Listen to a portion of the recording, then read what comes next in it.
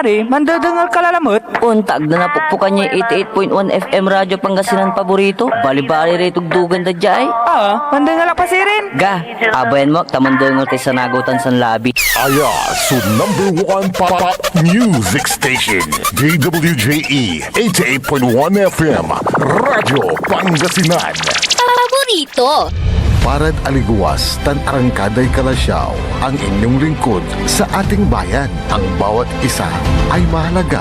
Sama-sama nating itaguyod ang disiplina, malasakit, at tunay na pagbabago. Sa tulong ng inyong suporta, patuloy nating mapapalago ang ating komunidad. Malinis, ligtas, at maunlad. Isang mensahe mula kay Mayor Patrick Agustin Caraman. Kasama ninyo sa bawat hakbang tungo sa progresibong bayan. Alagang Caraman, Kalasyaw, para sa lahat.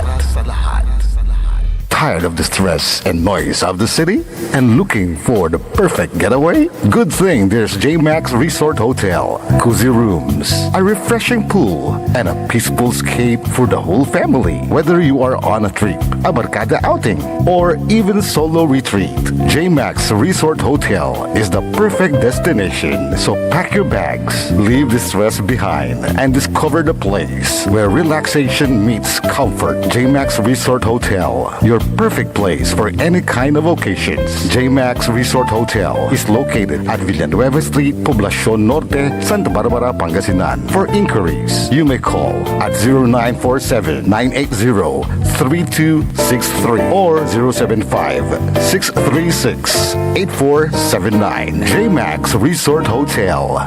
Kapaborito, lukot nila'y nandukulan nyo.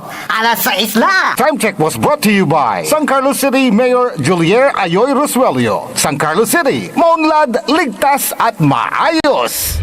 Parad aliguas, tan arangkaday kalasyaw, ang inyong lingkod sa ating bayan. Ang bawat isa ay mahalaga. Sama-sama nating itaguyod ang disiplina, malasakit, at tunay na pagbabago. Sa tulong ng inyong suporta, patuloy nating mapapalago ang ating komunidad. Malinis, ligtas, at maunlad. Isang mensahe mula kay Mayor Patrick Agustin Caraman. Kasama ninyo sa bawat hakbang tungo sa progresibong bayan.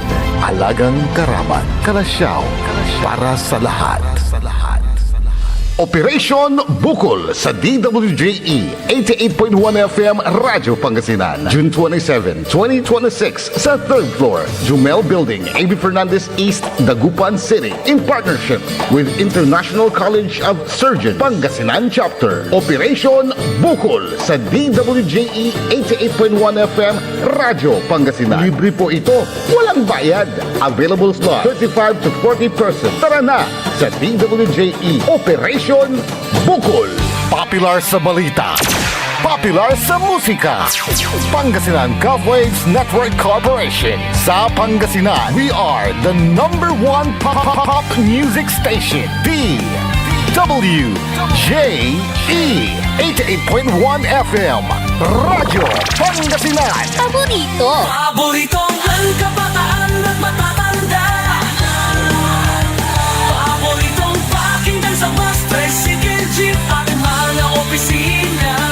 Paborito mo, paborito ko, paborito natin lahat. DWJE 88.1 FM Radyo Pangasinan. Number one pop music station. Paborito. Ang susunod na programa ay rated GP. GP? Ano yun? Garantisadong pampaborito! Wadyala sa programa Mambangon si kayo kapaborito. Pakaringalan, nasaray balita, impormasyon at loob tanpaway na luyag na Pangasinan. Maabig yakabwasan, Pangasinan. Maabig yakabwasan, Pangasinan. Kaiba sa kapaboriton Dennis Mujares tan si kapaboriton Errol Horado. Jalabat, DWJE 88.1 FM Radyo Pangasinan. Maabig yakabwasan, Pangasinan.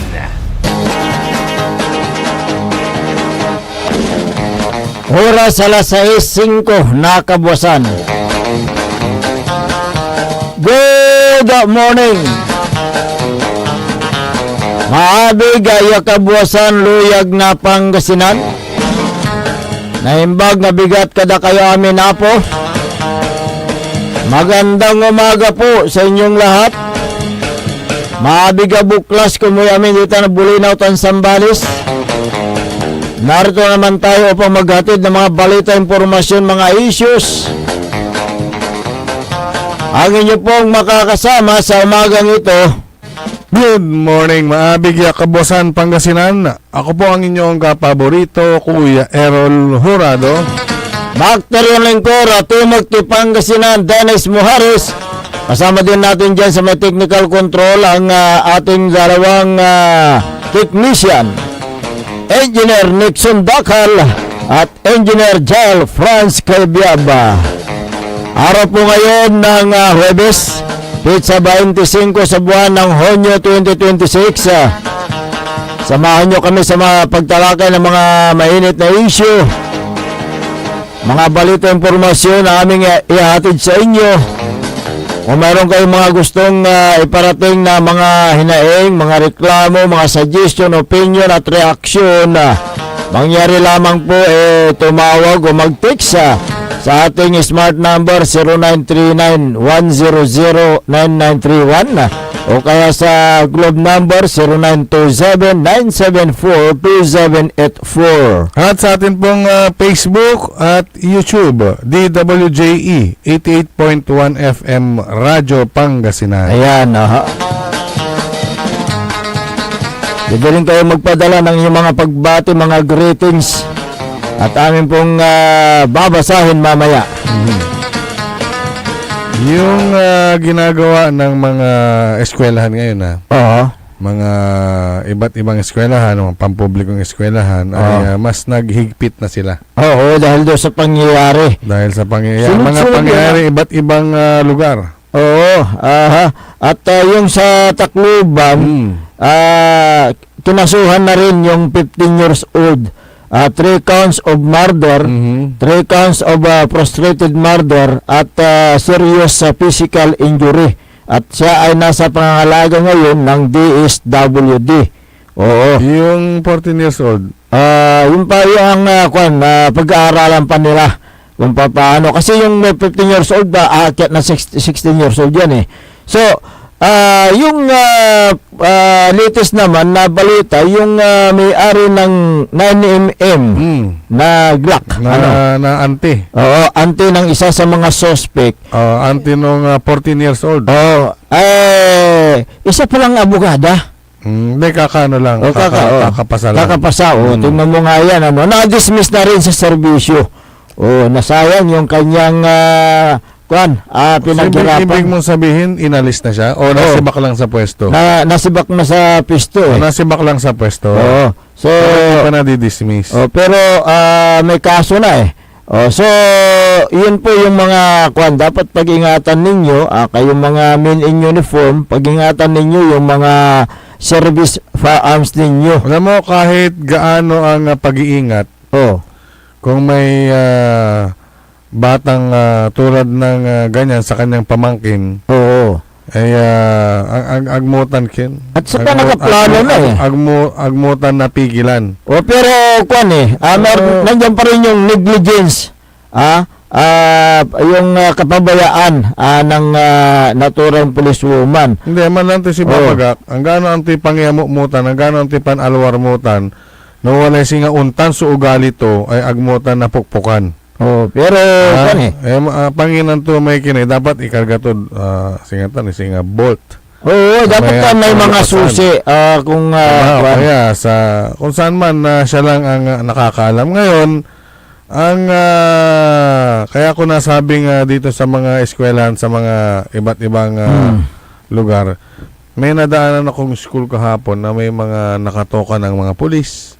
May nagpapatrol ng pulis. Barangay Tanod. At sa mga sa loob naman ng paaralan ay may mga magulang na papasok ay ang gaano ka ba dalara at man lalagin ira. Correct. Pantura. So naghigpit na. Eye-opener yung nangyari. Yung mga pangyayari sa mga paaralan. Although na hindi naman dito sa Pangasinan, pero apektado pa rin yung mga public schools dahil nga Hindi, siyempre yung Oo. DepEd may national order yan eh. kaya nga so Na higpitan. Kaya higpitan, dito, kahit dito sa mga tahimik na lugar, ay damay-damay na yan. damay-damay. At saka kwan meron ng yung iniisip na panukala na ipagbawal ang mga bata na gumamit ng social media. 16 years old. 16 years old pababa. Mhm. Oo. Pero, atan, so pemambantay sa atan eh. Kaya nga, yan ang problema eh. Lahat naman ng Ang tao kwan sa dyan, bahay, tao sa bahay, may kanya-kanyang cellphone.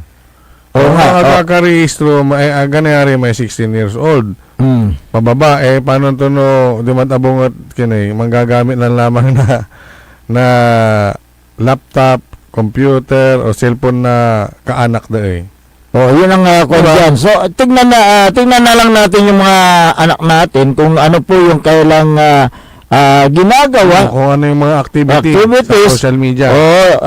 Kwan na lang, pagsabihin na lang natin na huwag silang maglaro. Ano yung laro nila? Yung isa, Gorbox. Go back yun yung ba? Sa Roblox. Yung mga yan. Yun yung mga delikado eh. Pero nasa ano naman yan nasa pagkatao ng isang bata. Pero pag naiinis na yung bata, siyempre, nandyan na, papasok na yung nasa isipan niya. So, yun yung mga dapat nating bigyan ng advice yung mga bata para sa ganun hindi sila basta-basta na marulong sa mga ganyan at hindi sila makagawa ng anumang mga bagay na hindi maganda tulad ng nangyari dyan sa Tacloban. Sana hindi na po maulit at eye-opener na po sa mga eskwelahan na dapat maghigpit sila sa mga pumapasok na mga estudyante. Yung isang malaking high school. Dito sa Dagupan, nag-conduct sila ng pag-check ng mga bag bago pumasok. Kung wala pa yung nangyari. May mga nakuhang vape.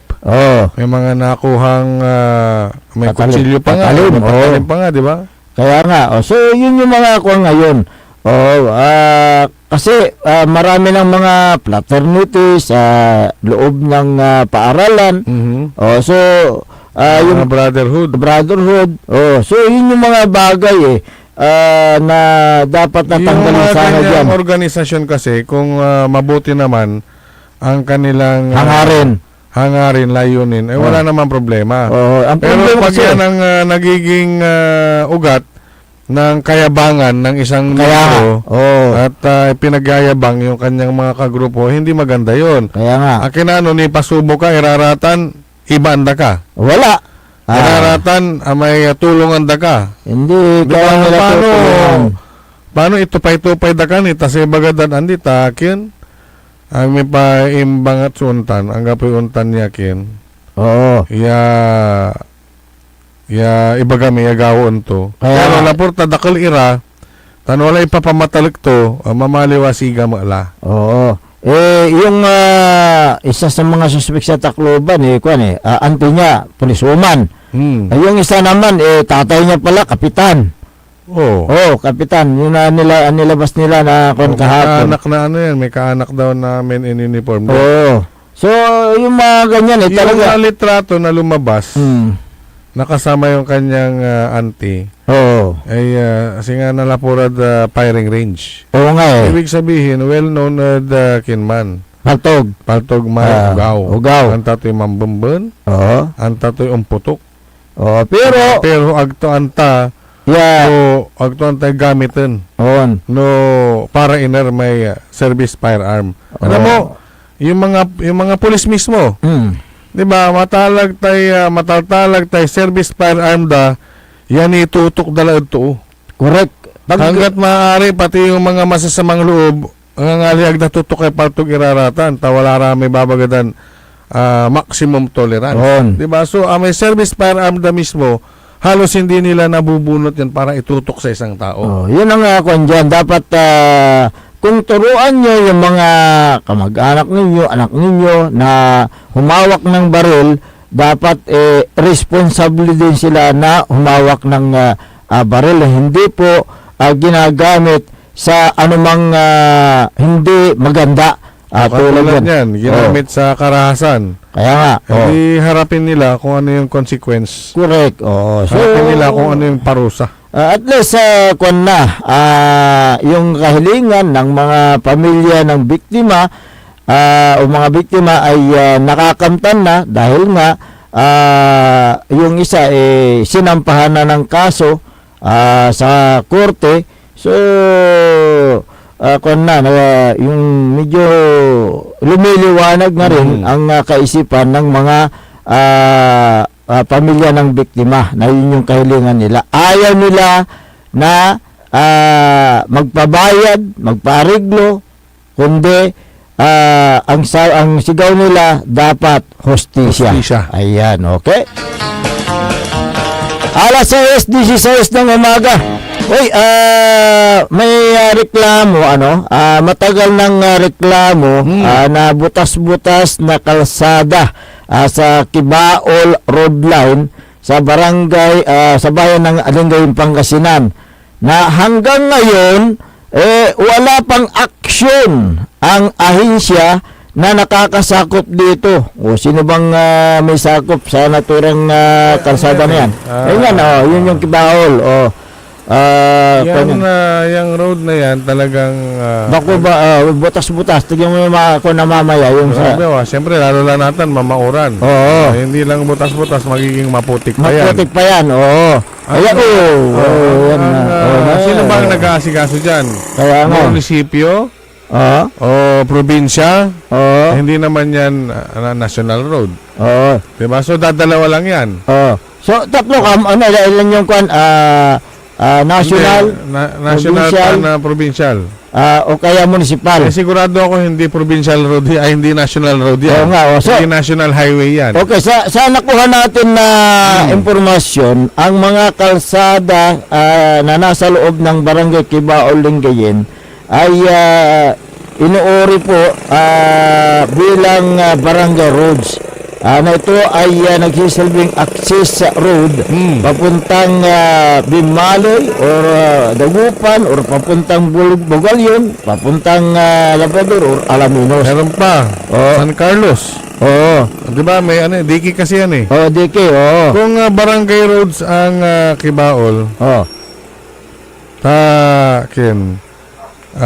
sakop na barangay. Oo. Tansay LGU. Oo, dapat lang. Oo. Ang LGU, maaari silang, kung sakop nila yan, maaari silang maglaan ng pundo mula sa kailang 20% development fund. Pero hindi kaya ng kanilang pondo yan. Pero maglalang sila ng konti. 20 yan. Pero ang dapat nilang gawin, may barangay mismo, kung ito may mayor. Si Mayor Mat, no, ibaga ito ng gapay pondo, kung ito may congressman. Magagawa sila ng resolution. Silang tatlo dapat ang mag-usap-usap dyan. Kanino ba talaga yan? Kasi may tinatawag tayong provincial road o municipal road. Sino dapat ang mag-asikaso dyan? Kasi ang nakuha natin yung impormasyon nga, sakop pa ito ng lokal na pamalaan. LGU. LGU. LGU pala eh. LGU. Kaya nga nagtuturoan sila kung sino yung dyan. So, yun po yung ngayon, ang 20% development fund ng bayan ng Lingayen sa taong 2026 ay nagkakahalaga ng 106,258,129.20 centavos. Eksaktutan. Oo. Baka eksaktutan. Eksakto, oo. Base sa kailang kabuuang annual budget na inaprubahan ng Sangguniang Panlalawigan na nagkakahalaga ng 531,290,646 to be exact. Yun po. Yung congressman, dapat ay maglaan din ng pondo. Oo, Yung kanilang infrastructure allotment.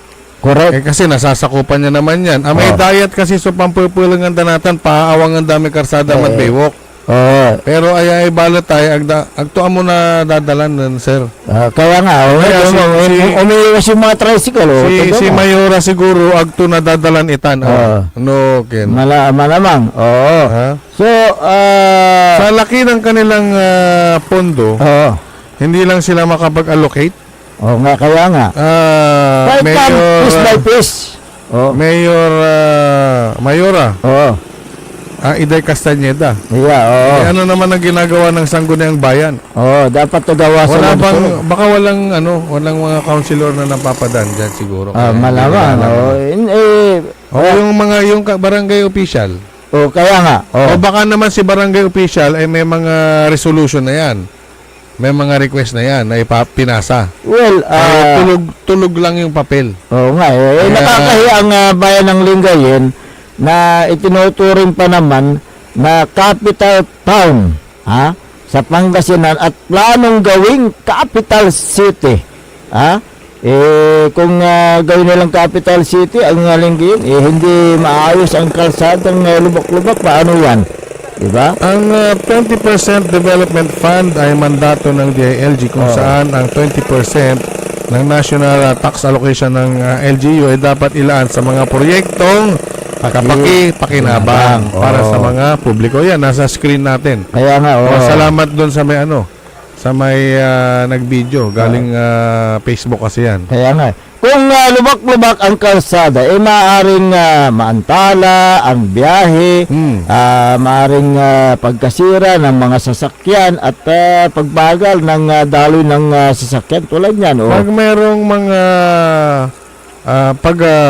ang gagamit ng kalsadang yan ay mga magsasaka. Kunyari, magdi-deliver ng gulay.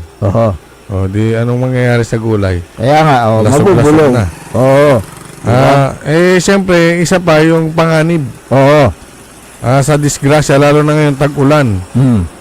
Kapag ang butas na yan ay natakpan ng tubig at ikaw ay nagmamaneho alam na kung anong mangyayari sa'yo at dinaanan mo yan. Kaya nga So, ang kawalaan ng aksyon sa mga lubak-lubak na kalsada ay isang malaking kapabayaan ng lokal na pamahalaan at ang nakakasakop na congressman dito. Diba? Araw-araw, binabagtas ng mga motorista, yung mga nakasakay sa tricycle, mga commuters, ang Kibaol Road Line kasama ang peligro. Siyempre. Yung pagkasira ng kanilang mga sasakyan, kulang ang kinikita ng mga tricycle driver para lang ipagawa yung kanilang mga nasirang motorsiklo dahil lang sa kalsadang butas-butas. Ngunit sa kabila ng paulit-ulit na panawagan at daing ng publiko, tila yata bingi at bulag ang mga lokal na opisyal sa bayan ng Lingayen. At yung nakakasakop na congressman. Pati na yung ahensya na dapat na kondito, umakto dito, di ba? Nakakatakot yan dahil sa kakaiwas mo sa butas. Maaari may madisgrasya pa dyan. Butas. Sa lalim ng mga butas na yan, ay umuuga yung sasakyan nung nagbibideo. Kaya nga Kaya yun ang nakakatakot dyan ngayon. Kaya dapat na sana bigyan ng pansin ng mga namumuno dyan sa lokal na pamahalaan, yung naturang road line. At matagal na po yan matagal na po yan. Minsan napadaan nga ako dyan na-traffic kami ng halos isang oras dahil nga gawa ng may nasira na sasakyan dyan sa gitna ng kalsada. Dahil anong tawag mo doon? Yung gulong niya Nautso. Kapag ikaw ay naidlip sa sasakyan, ansan bigla kan alaltog, ang gaano ag mo ilukas tayo matam-antamla no inarsukulaan mo. Ay, Kibaol laya ka mo. Hindi ba pwedeng tawagin natin na abortion road? Hindi, masama kasi yun eh. Ha? Saan ba? Masama yung pag-abort. Oh. Nawala malukon ka mo, baka naakalan ka mo. Ba't? Kamu naakalan ka mo. Kaya nga eh. Oo, nawala yung di malanditan at malukon, sulugan to. Kalan. Ay, unaburido agad sa may kin. Lante. Agad sa may driver ka ton, si Kayura, yung motorista, yung dalanditan, no, nangyari, iwasan nyo lata niya dalan. Oo, kaya nga eh. Ha? Meron namang ano dyan eh, pag galing ka ng Matalaba, kumanan ka na dun bago ano. Oo, may gasolinahan dyan. May gasolinahan dyan, kumanan ka na. Oo. Hindi baling pwede nang lumiko doon, di ba? Noon hindi pwede. Ay, kapaway mo di man na National Road, pakaliwa, bawal. Noon. Hindi pwede na ngayon. Pwede na ngayon. Oh, kasi nadaan namin eh. Dati kasi, paglabas mo dun sa bungad, sa may court, Oh. di ba? Sa court, sa bahay. Pupunta ka ba doon sa... Kumanan ka. Pagkakanan mo, iner ka man U-turn. kaya Problema mo lalamot. Man U-turn ka dito sa may private hospital. Di ba? Yun ang kwan. Na malayo. So, Kaya po kala di man, corner, di, wala traffic enforcer, di, palusutin mo na, di ba? Yan nga. Padaanin mo na, kaysa kakanan ka pa, tapos, Yan nga eh. yung issue na yan, abangan natin kung kailan nila maisip gawin. Kaya nga, dapat. Hindi ho natin sinasabing natutulog yung mga opisyal dyan. Sana naman, mabigyan nyo ng pansin. Dahil access road kasi yan eh. Oo. May gabay day dalnan. So, baloy, agdala-dalanan so matraffic, ditan iraman shortcut. Oo. Pero sa kaka-shortcut nyo, at kakadaan nyo dyan, imagine, ang agaw-agaw ka ang dadalan dito, irarami taga-diki eh. No choice ka eh. Oo. Doon at doon ka dadaan eh. Sa area na yan. Area na yan. Oo. So, yun po yung problema dyan. Alam nyo po, yung kalsada ay simbolo ng pag-unlad. Kung ang daan ay lubak-lubak, ay patuloy lamang na napapabayaan yung serbisyo publiko. Diba? Oo. Kaya dapat na asikasuhin ninyo kung kulang ang pundo ng lokal na pamalaan, pwede naman kayong humingi sa mga national agencies, di ba? Gumawa lang kayo ng resolusyon. Humiling kayo ng pundo sa senador o kaya sa the Department of Public Works and Highways, dahil meron din silang pundo, pwedeng magawa yan, di ba? Kaysa ganyan na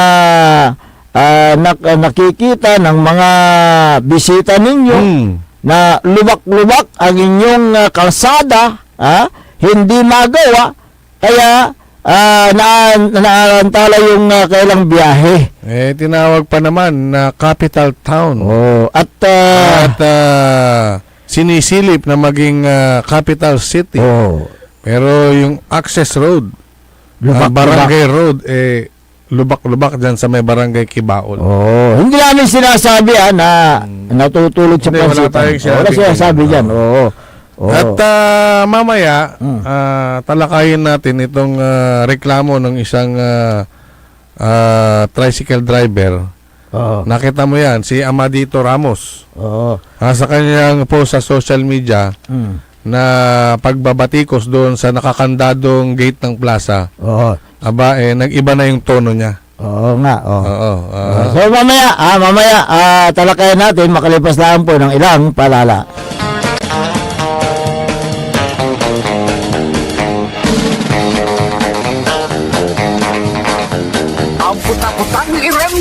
The Senate is under attack. Senate was never under attack. Pero para sa amin na nandito, napakaraming nangyari. I'm talking about ngayon, after those terrible events. Ang puta-putang Iran Sunata. Dami yung... Hawak mo ang beat. San ang puta-putang Iran impormasyon? Aya sa #1 pop music station. DWJE 88.1 FM. Radyo Pangasinan. Paborito paborito. Talaranan sa paboritong herbal ng bayan. E-Karma Health Option. Kaiba sa paboritong doktor. Dr. Glenn Soriano. At programan Early in the Morning. Alas 7 hanggang alas 8 na kabusan. Kada Sabado. Jalabat. At paborito yon istasyon. DWJE 88.1 FM. Radyo Pangasinan. E-Karma Health Option. Looking for a place where comfort meets flavor? Welcome to Cafe Medardo, nestled inside Coras Manor and Garden in Mapandan, Pangasinan. Your cozy escape just off the town's heart. Start your day with a rich aroma of freshly brewed coffee. Savor our signature blends, perfectly paired with warm pastries straight from the oven. Indulge our mouth-watering pasta, all and chef-inspired specialties made with love in every bite. Whether it's a casual catch-up with your friends, a family celebration, or a quiet moment just for you, Cafe Medardo is your perfect spot to relax, connect, and enjoy. Visit us today at Cafe Medardo in Coras Manor and Garden, Mapandan, Pangasinan, where every cup tells a story and every visit feels like home. Cafe Medardo, where every sip feels special. Mga kababayan ko sa Malasiki, ang maayos at maunlad na komunidad ay nagsisimula sa ating lahat. Makilahok sa mga programa ng ating lokal na pamahalaan, kalinisan, kalusugan, at kaayusan. Mag-segregate ng basura, sumunod sa batas trapiko, at suportahan ang mga proyekto ng barangays. Tandaan, ang pagbabago ay nagsisimula sa simpleng disiplina at pagkikiisa. Sama-sama tayo para sa mas ligtas, malinis at maunlad na bayan ng Malasiki. Ang LGU at mamamayan magkaisa para sa kinabukasan. Ako po ang inyong lingkod, Mayor Alfe Soriano ng Bayan ng Malasiki. Mga kapaboritong tagupenyo, may bagong saya at pagkakataon ka na naman para manalo. Ipinakikilala ang bagong Authorized Agent Corporation ng STL sa Dagupan, ang Golden Key Play Corporation. Mas pinaantig, mas exciting, at mas malapit sa inyo. Araw-araw, may tsansa kang mag-uwi ng papremyo. Legal, ligtas at suportado ng PCSO. Suportahan ang legal na laro, iwasan ng illegal. Dahil dito, panalo ka na, makakatulong ka pa. Ang STL Dagupan ay hatid sa inyo ng Golden Key Play Corporation at ng Philippine Charity Statistics Office. Mare! Kabigla ka naman, Mare, ha? Grabe, gimagana ka ah. Mari, di mo sinabi na uwi ka pala ng San Carlos. Ay, oo. Namiss ko na kasi dito ang pamilya ko. Ito na palang San Carlos ngayon. Grabe, Mare. Malaki na ng pinagbago. Siyempre naman, Mari, alam mo ba na dito sa syudad natin, malaki na talagang pagbabago.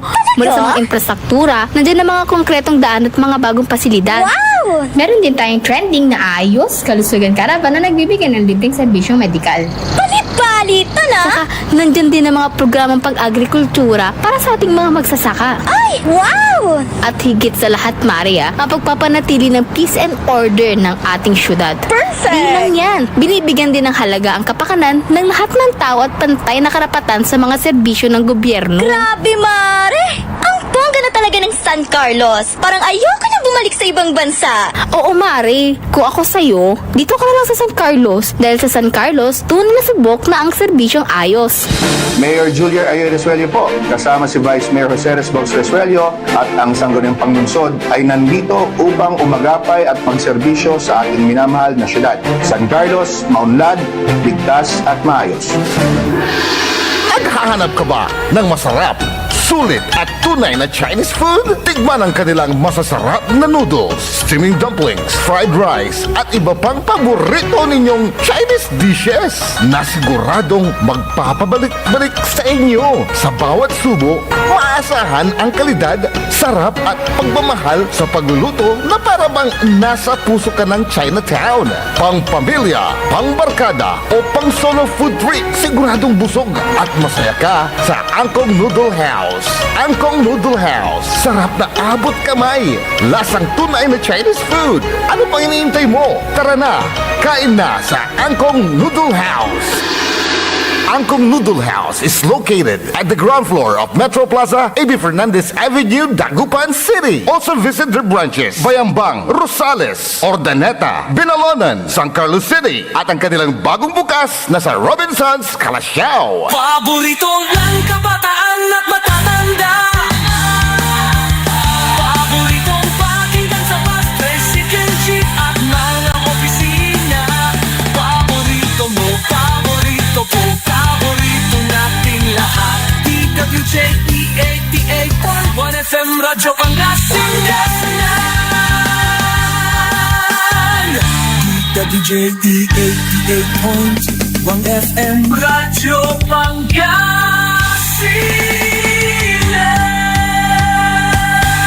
Paborito. Bumangon na!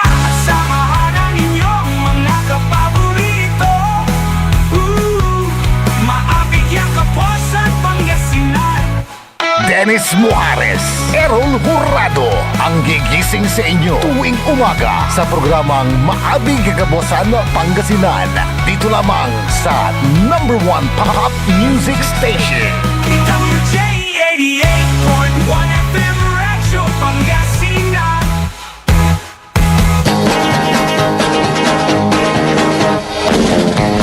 Alas 6:36 ng umaga sa pagpapatuloy ng ating palatuntunan, Maabig Yakabwasan Pangasinan. Ang inyo pong nakakasama sa umagang ito. Ako pa rin po ang inyong kapaborito, Kuya Errol Jurado. Makter yung lingkod, Timog Pangasinan, Dennis Muhares. At kasama din natin dyan sa may technical control si Engineer Nixon Dakal at Engineer Jael Franz Kayabyab. Yun.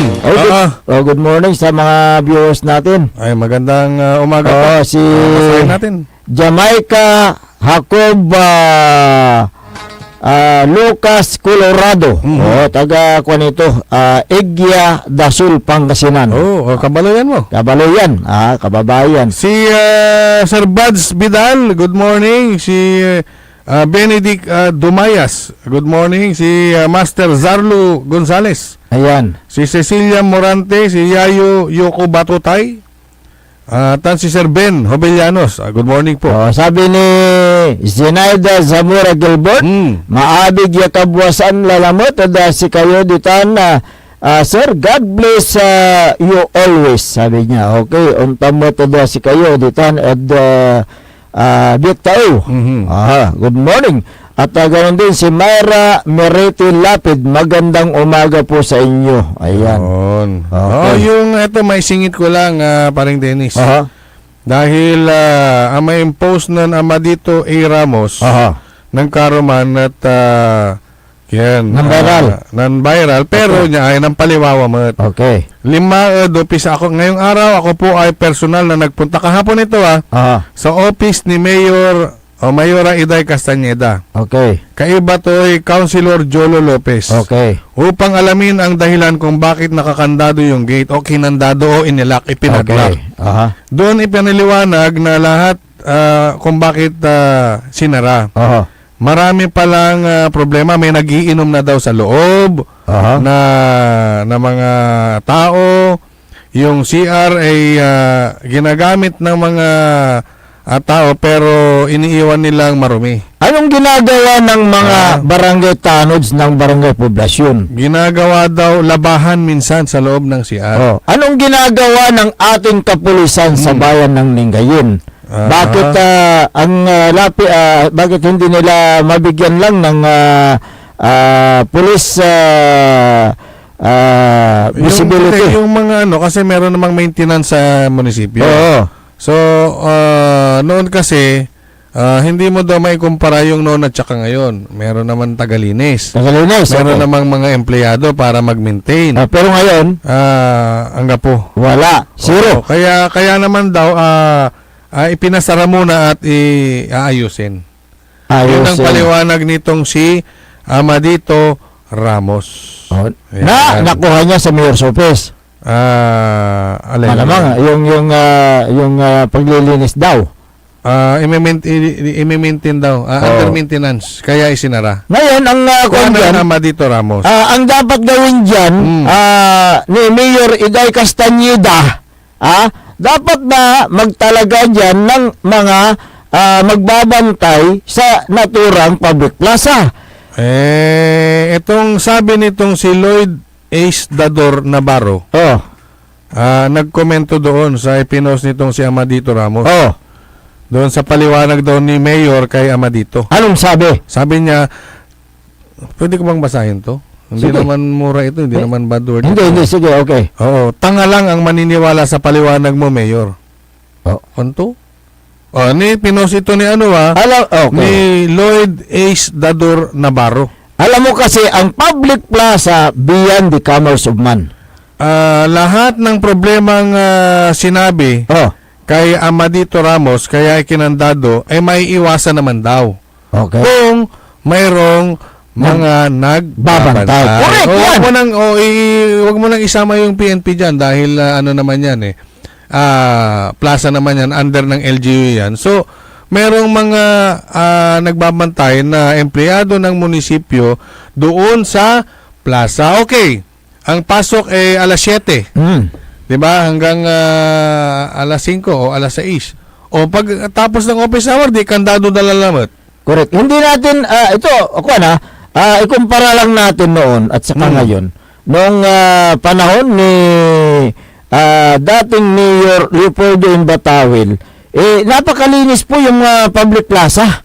At well maintained. May maintenance. Actually, doon na nag-uopisina si Mayor. Correct. At bakit ngayon hindi ma-maintain yung naturang public plaza? Anong pong nangyayari dyan, Mayora Iday Castañeda? Si Amadito Ramos, wala hong ano dito wala hong kasalanan dito. Kasi ang kanyang ipinost lang yung pagtandado. Hindi niya naman alam kung anong dahilan. Kaya nga inalam niya. So, ano pong dahilan dyan, Mayor Iday Castañeda? Bakit hindi niyo po ma-maintain yung public plaza? Meron bang problema dyan, Mayor Castañeda? Bakit ganyan po? Public plaza po yan. Hindi nyo maidadahilan na may mga dugyot na gumagamit dyan. Unang-una, pag may nagbabantay dyan, yung mismong gagamit, nanang to may manlilinis, malinis siya sinabi to, malinis ya bunagan to. Alam niyo po, ang public plaza ay parang bahay po yan. Diyan po ginaganap lahat ng mga events ng munisipyo o mga iba pang mga events. Ngayon, pag ganyan na napakarumi at kinandado ninyo, anong tawag dyan, Mayor? Ako manibagan na makapoy. Yun nga. Kasi sa kwanto na Amadito Ramos, katuling ka po da. Wala rin maniinom, wala man pupusa, gagawan dalan amusan, ansan gamitan da, nadugyot da. Diba? Tapos may mga lalaking umiinom pa sa loob ng plaza. Pag may bantay dyan, hindi mangyayari lahat yan. Alam niyo, Mayor, may natatandaan ako. Noong panahon ninyo, buhay pa ang asawa niyo, hindi yung pag-ako nagkalat ang basura dyan sa public market. Ngayon, binatikos ko kayo sa isang radyo, nagalit ang mister nyo. Ganito na naman. Andilad bilay man ha. So, ngayon ang kon dyan, bakit ngayon? Gano'n na naman. So, may problema talaga sa administrasyon. Alam mo, Mayor Iday. Pagdating sa kalinisan, iba ang mga kababaihan. Correct. Lalo na sa kanyang nasasakupan. Bakit ay mamasnok no singa ililing mo dyan abong. Diba no marutak mampasnok so kyan. Mampasnok iray nanay. Bakit diba? Yan sa lingay ngayon? So misis. Pero di tanta sa Mayor at BE. Ay dapat mas malinis. Bigyan nyo kami ng magandang rason po, Mayor. Bakit hindi nyo po ma-maintain cleanliness lang ang problema dyan. Yung public plaza? Bigyan nyo kami ng magandang rason po. Yung mga nakaparking naman. Nung nakakandado, may mga sasakyan naman sa loob. Hindi po rason, Mayor, yung ikandado nyo ang public plaza dahil marumi. Ang solusyon dyan, kung marumi ang public plaza, linisin ninyo. kung may mga umiinom dyan, kailangan na may mag-asikaso dyan. Yun lang. Oh, bakit hindi nyo magawa? Di ba? Ngayon, pag may nag-park dyan, at naabutan ng pagsasarado ng munisipyo at pagkakandado ng plaza after office hour, hindi nyo nakasalanan yun. Kaya nga. Kinsirin, mampark iraki sa labi sirin ang kalukastan. Oh. Tandi mo yun? Ngayon, anong ginagawa ng mga niyo dyan, yung mga anong tayo, contract workers niyo dyan? O, yung job order. Job order. Pwede nyo utusan dyan. Oo. Anong ginagawa ng GSO? Ng Lingayen? Katon, agtimo na titol, no akinat unya sukomento ng Lloyd H. Dador Navarro. Yase kwanto, tangalang ang maniniwala sa paliwanag mo, Mayor Iday Castañeda. So, yun po ay galing po sa mga mamamayan dyan sa bayan ng Lingayen. May problema po. Ang panunungkulan itong si Mayor Iday Castañeda kung kaya't hindi niya po naasikaso ang public plaza. Yun po. Kung magandang pamamalakad mo, Mayor, well, maganda sana ang public plaza. Di ba ganyan yan? May singaran dyan, Iday. Idayo tayo, mat. Kung maganda ang kanyang pamamalakad. Kaya ayusin niyo, Mayor, yung kanyo. Kayo naman na mga netizen na nagkokomento, wag nyo hong ikumpara yung nanungkulan noong mga nakarang administrasyon at ngayon, okay? Dahil iba po ang pamamalakad ni Mayor Leopoldo Batawil. Noong panahon niya, dyan siya nag-uopisina. Correct. Sa likod mismo ng stage. Pero yung stage katabi niyan, CR. Malilinis mo. Baka naman ang rason dyan, Mayor, kinandado mo dahil hindi ikaw ang nagpagawa dyan sa naturang nagpa-renovate sa public plaza. Kasi may issue dyan noon di ba? May issue na muntik ng ibalik sa trust fund doon sa national government yung pundo dyan dahil ayaw nga ni Mayor Iday Castañeda na ipagawa yung public plaza. Meron yan. Yan ba yung rason, Mayor? Yan ba yung rason kaya kinandado nyo yung public plaza? So, kung yun ang rason, mananagot kayo. Alas 6. So, duwara la. Ang plaza ta na may kibaol. Yan, So, kung tayo. Okay. Ayan. Sige. Alas 6:47 ng umaga. Meron tong naman, itong pinost ni Ros Abalos dyan sa Mangaldan. Ni from Lingayen to Mangaldan. Okay. Kasi sabi niya dito sa Mangaldan, ang mga empleyado ng Grand Pavilion na pinagmamay-ari, yung private na na pinagmamay-ari ni Mayor Buna ang mga nasa water refilling station at soft drink sa delivery nakapirol sa munisipyo. Gaano po katotoo to? Mayor Buna. Nakapirol sa munisipyo. Pwede ba yun? Hindi pwede. Ang empleyado ng munisipyo ay maglingkod sa isang pribado? Hindi pwede. Hindi. Dapat meron ka bang meron bang ebidensya yan? Si Kwan. Oo nga. Ayun ang Kwan dyan. Yung nagsasabi dyan? Itong si post ng isang si Ros Abalos.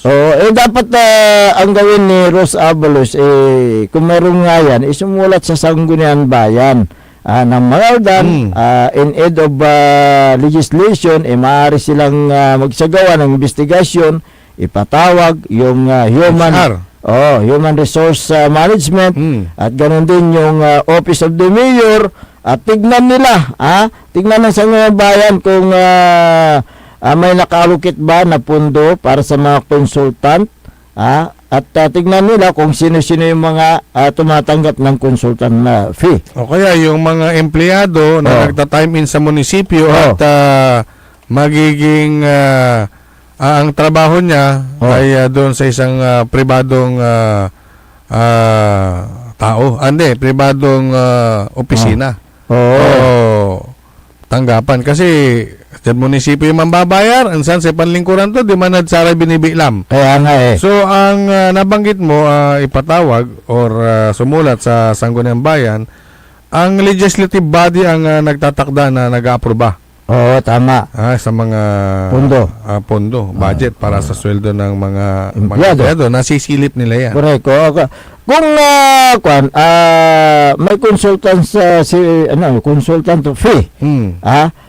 Siyempre kuan din yan. Ano pa ito? Required din yan. Kasi ayon doon sa Republic Act 9184, yung Government Procurement Reform Act, ang consultant fee ay hindi po lalagpas ng 120,000.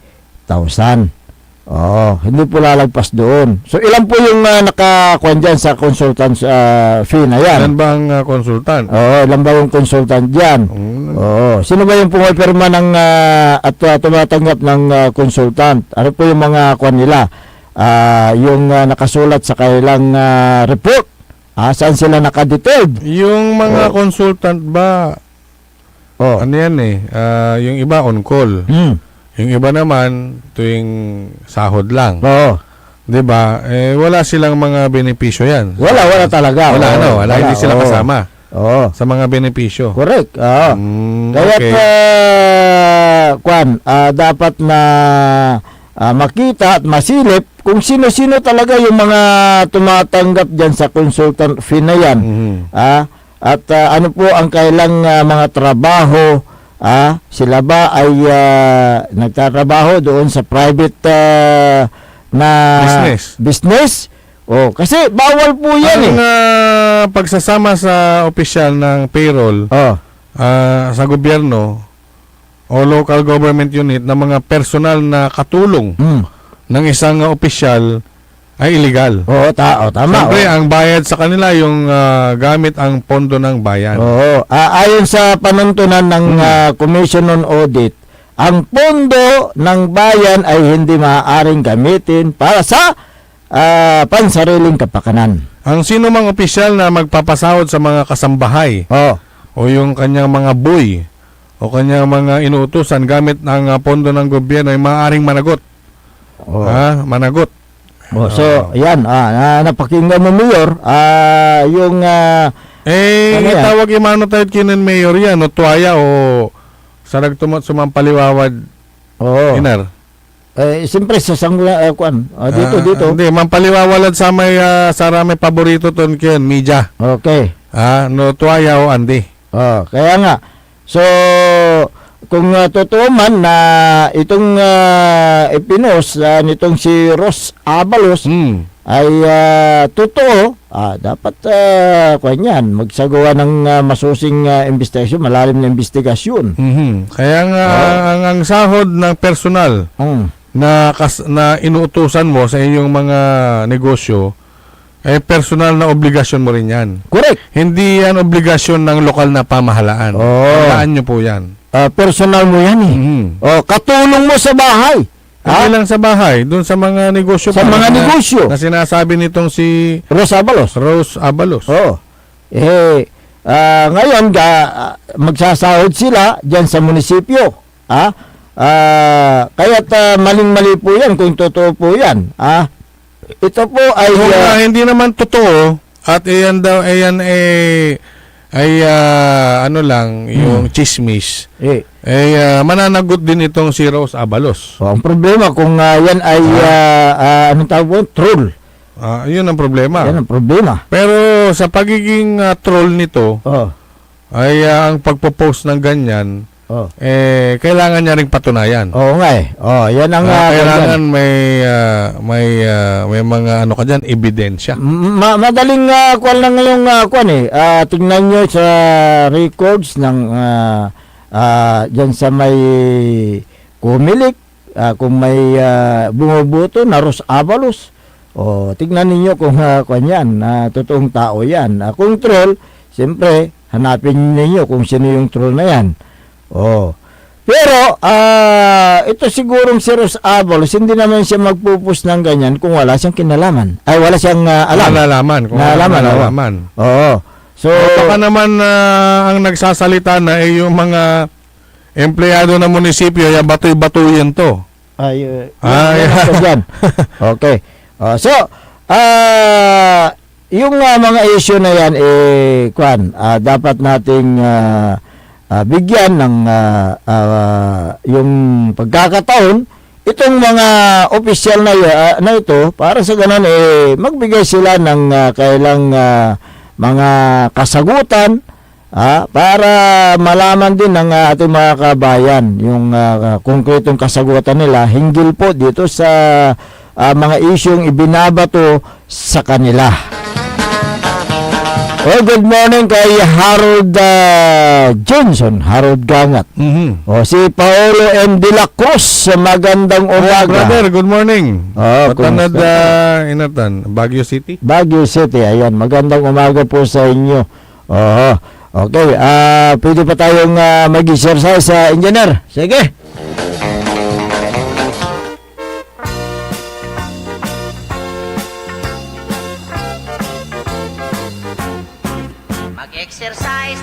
Magandang umaga kay Mayor Patrick Agustin Karamat ng Kalasyaw. Si Councilor Kyle Gaspar, good morning. Councilor Elias Villanueva. Si Councilor Manny the Twin. Si Engineer Ben the Twin dyan sa may DMW. Good morning. Good morning kay Councilor Mike Season. Si Councilor Jopi. Esco, good morning. Former Councilor Gerald Apicial. Si former Liga President Carlito Diuna. Joel Calvo. Si Long Hair. Long Hair. Si Don Ramon Bautista Sr. Good morning, sir. Good morning din kay dyan sa Mayor's Office ng Kalasyaw si Boss Carlo, Madam Mami, si Sir Bayan, si Sergeant Esteves at Madam Jubit Apiado Esteves. Si Sergeant Basa. Good morning. Ayan. Dado Pedlawan. Si Engineer Art Gaspar. Si Kapitan. Kapitan. Si Arturo Eustaquio. Mabuti pa itong si Arturo Eustaquio yung palaging namamansin. May iba na ito ka, nakabanag ka. Okay. Diyan sa may mayor sa office din sa Mapandan, good morning kay Mayor Carl Christian Biga. Si Sir Jeffrel. Si Dr. Felix Dimicelio. Si Boss Darwin. Ansel Sarate. Good morning din dyan sa bayan ng Mangaldan kay Councilor Chini Rosa Flores.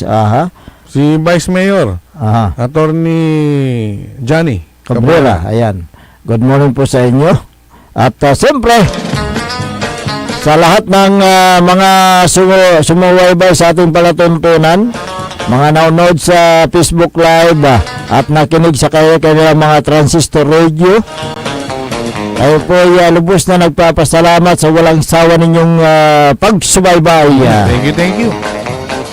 Dahil na po tayo sa oras, kaya kayo po pansamantalang namamaalam na sa Himpapawid. Magbabalik bukas, ang inyo po nakasama sa umagang ito. Ako po ang inyong kapaborito, Kuya Errol Jurado. Si Richard Manlikmon. Manlikmot. Manlingkon. Richard Manlingkon, good morning. At tayo pa nagbasa. Si Kapitan Saldi Bauson ng Barangay Makabito, good morning. Ang inyo pong lingkod ng bayan, Timog Pangasinan, Dennis Muhares. Ang tabayanan ng susunod na palatunturan ni kapaborito Ole Navarro sa programang Ole in the Morning. Diyan sa may technical control, nandyan si Engineer Nixon Dakal, Engineer Jai Franz Carbiab, at sa aking gawing kanan, nandyan ang maagang nagigising si Manager Joey Berry Dito lamang sa DWGE 88.1 FM Radyo Pangasinan. Paborito! Wadyala sa programan Mambangon si kayo kapaborito. Pakaringalan na sari balita, impormasyon at loob tantaway na luyag na Pangasinan.